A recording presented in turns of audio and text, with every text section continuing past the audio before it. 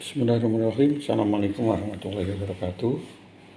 Adik-adik mahasiswa PI yang saya hormati, Tabibun.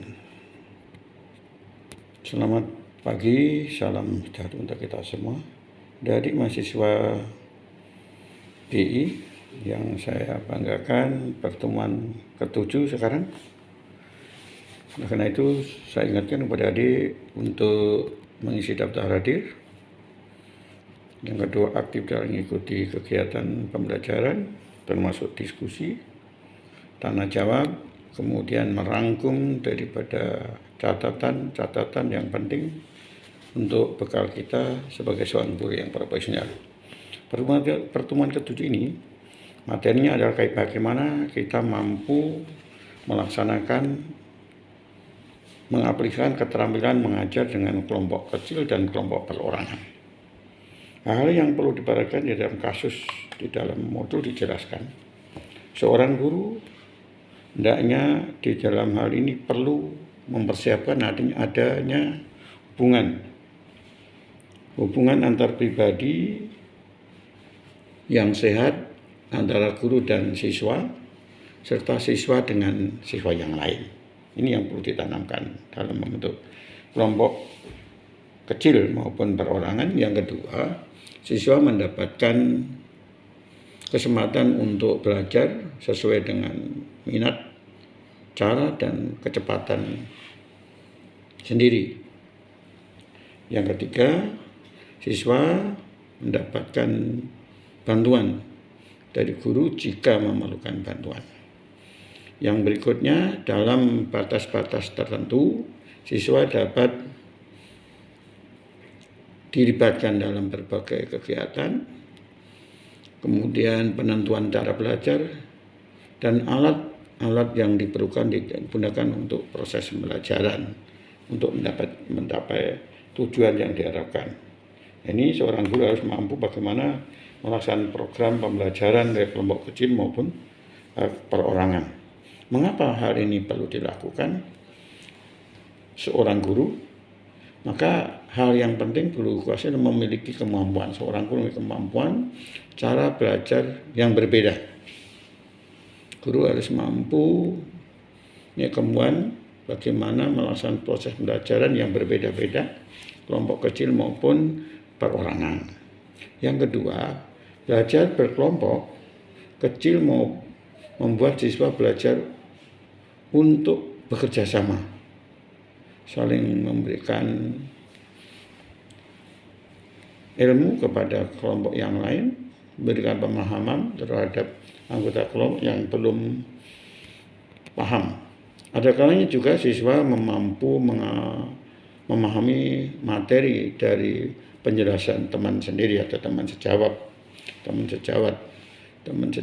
atau teman sebaya yang punya kemampuan lebih. Nah, ini perlu diperhatikan seorang guru. Yang berikutnya, beberapa siswa yang dianggap memiliki kemampuan lebih bisa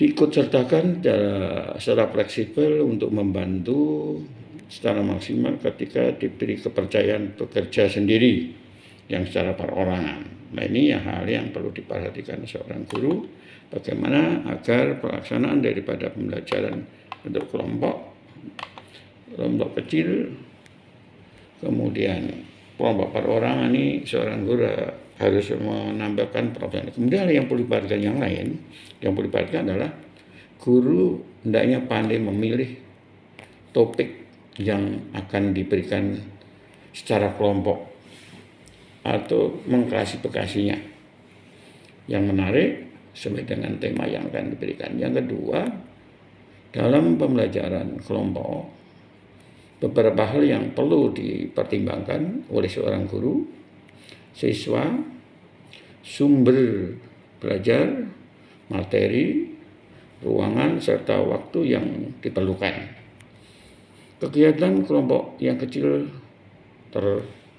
harus diakhiri dengan hasil produk atau berupa laporan, kemudian kegiatan yang dilaksanakan dalam kelompok kecil.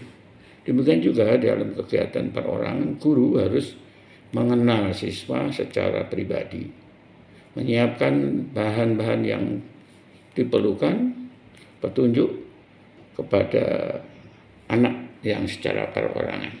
Karena itu dalam pembelajaran kelas rangkap, hendaknya guru mampu agar pembelajaran efektif dapat mencapai sasaran sesuai kompetensi yang diinginkan, maka seorang guru punya kemampuan bagaimana membentuk kelompok kecil maupun kelompok orang agar sasarannya dapat dicapai. Oleh karena itu saya mohon kepada mahasiswa di dalam kesempatan ini, hendaknya di dalam pelaksanaan praktek mengajar atau mengajar di sekolah mampu melaksanakan kegiatan ini secara baik.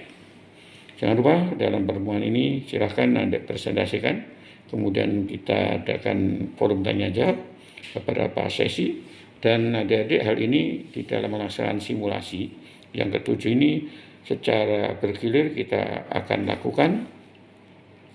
Kemudian dari kami sudah menyiapkan daripada instrumen tutorial untuk simulasi praktek mengajar secara bergilir maksimal 20 menit. Mudah-mudahan sebenarnya yang sudah dilaksanakan pada pertemuan sebelumnya mudah-mudahan berjalan dengan baik. Terima kasih selamat mengikuti, mudah-mudahan sukses dari sekalian, tepat waktu menyelesaikan perkuliahan pada PGSD sehingga dapat mencapai gelar sarjana menjadi guru yang profesional sesuai dengan harapan bangsa dan negara. Terima kasih, mau kurangnya. Assalamualaikum warahmatullahi wabarakatuh.